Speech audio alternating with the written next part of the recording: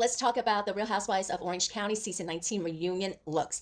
I gotta start with Heather Dubrow. I have multiple dresses from Wussy because they actually sent me a couple of their gowns as review items. I really admired that Heather Dubrow, she's just buying something off of Amazon Prime, but also giving this no-name seller on Amazon a boost. I think she is a highly intelligent woman and she understands the optics of the American people. And she also knows that the majority of the fan base are working class Americans, middle income Americans. I have two theories. My first theory is that Heather is basically checked out at this point. She's like, whatever, I need a dress. These are the color schemes that were given. Let me just find something on Amazon. So my first theory is that she didn't put any thought into it and she was just basically like, look, I need to just show up not in my underwear. Really, no one is able to tell if you are wearing vintage Valentino versus Wussy from Amazon. So my second theory is that she purposely is trying to be relatable to working class America, which is the viewership of these Bravo Housewives shows. Okay, Katie, gorgeous. Yes, Gina, that's an Asian designer. Anyway,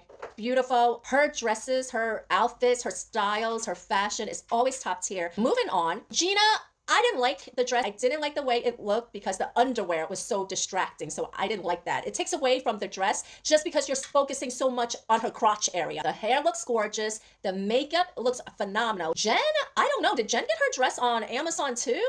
It's very plain looking. It makes her look very top heavy. And I think that is one of the biggest problems with these women who get like breast implants, that some of them, they're so huge that they start looking like flotation devices. You know what Emily's dress reminds me of? Emily's dress reminds me of that scene with Scarlett and Mammy. I think it's because it looks like Emily took down her curtains and just kind of wrapped herself in it and told somebody, okay, can you just, put like two sleeves on it. And I think that she is very insecure about how broad her shoulders are. So that's why she has so much hair going on, because she's trying to hide the shoulder blades. Shannon, she loves the dresses that comes right above the knees, has like that baby doll dress, it's the A-line with the flare skirt. I don't think that it works for her though. Let's go on to Tamra. I love it for Tamra. Tamra is very petite. She's not very tall, but with her, this gown works. The gown is gorgeous. It's giving off like a goddess vibe. Color works for her. So I feel like this is something that she could repurpose because it's elegant but simple enough and it looks great. I also like that I feel like it's very age appropriate,